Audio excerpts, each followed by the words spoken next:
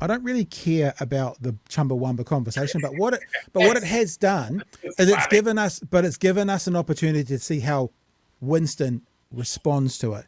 And I think that's almost as scary as anything.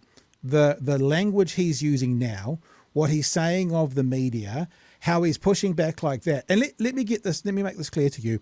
His base will love Yes, this. they are. They absolutely are. Lapping it up. Yeah. This is straight from Trump's playbook.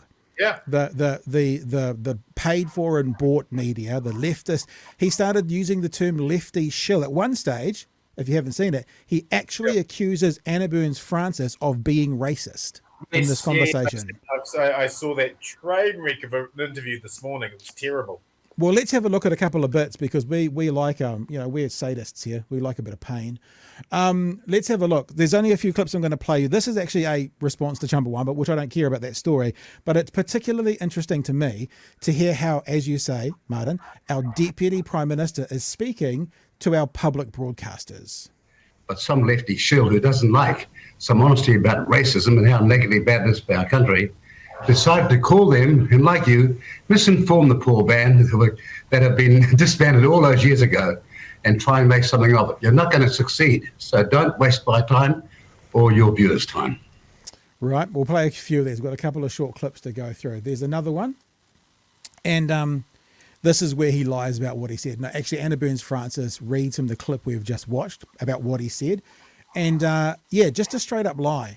The thing, I put a thing on Twitter today and I kind of said, look, if you're not going to take the evidence and be honest about it, then you are actually the shill for your side of the political conversation.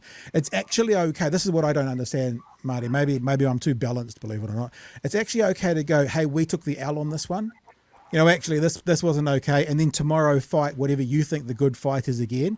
But if you just won't do that, if you just won't take the L, it's this thing about ideology versus intelligent debate. An ideologue thinks they're always right. And we all know as human beings, sometimes we're wrong. So if an ideologue goes, I'm always right, that's actually impossible. There are some times when you're going to be wrong. And that's the difference between ideology and intelligent debate. And people who just will not and willfully don't see the evidence in front of them from his own mouth where he said, I was talking about Labour and their comparison, then you're an ideologue, and I don't want to say you're eliminated from the conversation, but I don't see any time engaging with them, Marty. Well, this is the problem with the big lie, isn't it? Trump's big lie is the election was stolen from me. Yeah. Winston's big lie is the entire media were bribed. Now, even if we unpack it, even if you are to agree that one of the funding notes in the New Zealand on air parameters for the journalism fund required you not to be, corrosive towards the treaty, even if you were accepting of that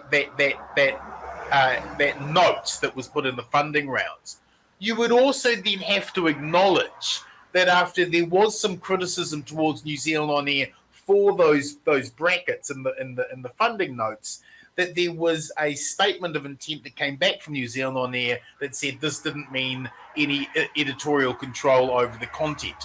So New Zealand on air responded after those funding parameters came out, made it clear it didn't have anything to do with the editorial content.